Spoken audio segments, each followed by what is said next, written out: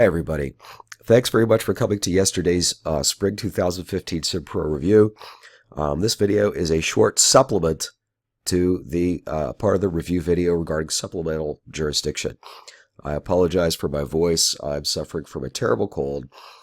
But I wanted to add a few things that slipped my mind when I was doing the review yesterday, so I'll just make this a short little video. What I want to talk about briefly is the impact of Exxon versus Allapattah on 1367B and the contamination rule. I'll also just make a quick comment or two about aggregation, but for that I'm going to refer you to the handouts. Okay. Now imagine you have a citizen of Florida suing two citizens of California for a three-car wreck. Against California number 1, the plaintiff seeks $100,000, and against California 2, the plaintiff seeks $10,000. Well, is this okay? Well, we know that the first claim is okay as diversity jurisdiction.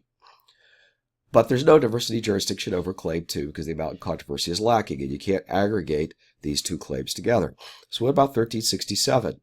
Well, 1367A would be satisfied. And I'm being conclusory here, but this is a short video. A common nucleus of operative fact, same car accident, 3 cars. All right, what about 1367B? Well, B kicks in if original jurisdiction is solely diversity, which is the case here. All right, what do we have here? Well, this is a claim by a plaintiff against two defendants joined under Rule 20. Well, let's look at the statute. Well, here we look at the statute, and it makes it very clear that B is going to divest supplemental jurisdiction here, because this is a claim by a plaintiff against a person made a party under Rule 20. All right, so this you know already. But what about Exxon versus Allapattah? This fact pattern is like the Ortega case, the Star-Kissed Tuna case, decided in Exxon versus Allapattah. We have two plaintiffs, both citizens of the same state, versus California. The first claim meets the jurisdictional amount. So Florida 1 versus California has original jurisdiction. All right. So we have OJ. What about Florida 2 versus California? The amount of controversy is lacking. What about supplemental? 1367A is satisfied. First, there's original jurisdiction, and second, because it's a 3-car wreck, both claims arise from the same set of operative facts. So A grants supplemental jurisdiction. Now here's the big one. Does 1367B divest original jurisdiction? Rather, does it divest supplemental jurisdiction of the claim of Florida 2 versus California? And Exxon tells us the answer is no. We do not divest the original jurisdiction. All right, so SJ is okay. Now, why is that? Well, let's look at what kind of joinder scenario here. We have two plaintiffs joined under Rule 20 versus a single defendant. So it's Rule 20 plaintiffs versus defendant. Let's look at the statute. When we look at the statute, we see that none of the phrases within the laundry list are satisfied here. This is not a case involving a claim by plaintiffs against persons joined under Rule 20. This is instead a claim by Rule 20 plaintiffs against a person that's not joined under Rule 14, 19, 20, or 24. Remember, Rule 14, 19, 20, or 24 used to bring in new people, right? Additional people. All right, but the defendant, the sole defendant here, is the sole and only defendant. Instead, what we have here are a couple of Rule 20 plaintiffs against a sole defendant. So this laundry list is not satisfied. What about this one? Claims by persons proposed to be joined as plaintiffs under Rule 19 of such rules. Well, this isn't a Rule 19 plaintiff. In fact, it's not somebody proposed to be joined as a plaintiff at all. This is an original plaintiff. And as the court pointed out to us in Allapattah, just like in Allapattah, the family of the little girl were all joined under Rule 20. Now note that the second clause here in this laundry list refers to claims by persons proposed to be joined as plaintiffs under Rule 19, but doesn't say claims by persons who are joined as plaintiffs under Rule 20. So because of that absence 1367b does not divest the grant of supplemental jurisdiction. And obviously, the last clause isn't relevant at all because nobody here is joined under Rule 24. Next topic, what about the contamination theory?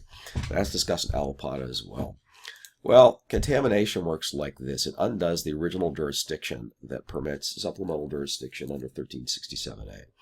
So let's change the fact pattern here. All right. Instead of the second plaintiff being a citizen of Florida, let's make that person a citizen of California.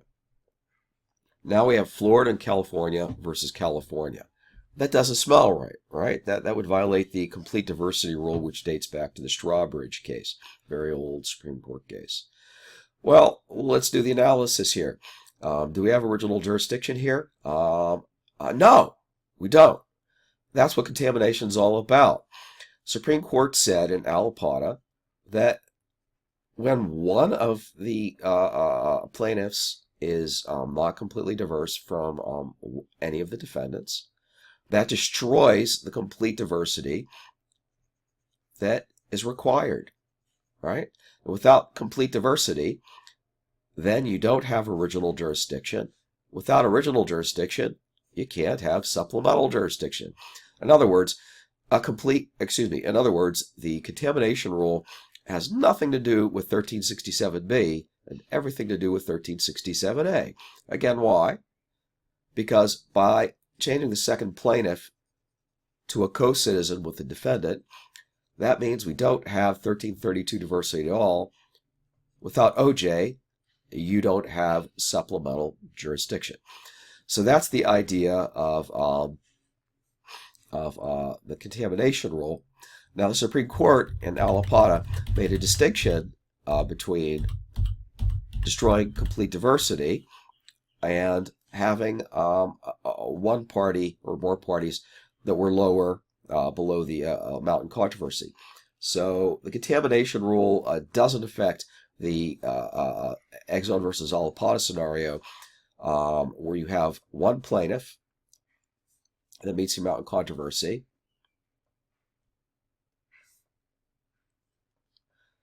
other plaintiffs that are below, all right? But there's no problem with diversity of citizenship. Florida versus California. So that gets us back to our earlier hypo. You have original jurisdiction? Yes. Does 1367A grant jurisdiction, supplemental jurisdiction? Yes. Does 1367B divest? No, it does not, because these are Rule 20 plaintiffs versus a sole defendant. Now, a last comment. Keep in mind that the supplemental jurisdiction statute on its face, and also is interpreted by Exxon versus Allapattah, does change the effect of the rules of aggregation. Now, aggregation is something we covered in great detail in the fall. Aggregation is something we also covered in great detail in class, and we have the handout on the website dealing with aggregation and how 1367 and Allapattah changed the result of aggregation scenarios. Now, in view of brevity, I'm not going to go into detail with that right now. Your best bet is to go onto the website, look under courses, civil procedure, resources, supplemental jurisdiction, and look at the various handouts on supplemental jurisdiction. There's a problem set, there's a flow chart or worksheet, or there's a problem sets, there's a step-by-step analysis, there's also a handout on the effects of aggregation scenarios on aggregation scenarios. So anyway, thanks for the time. Apologize for the cold. Best luck on your exams.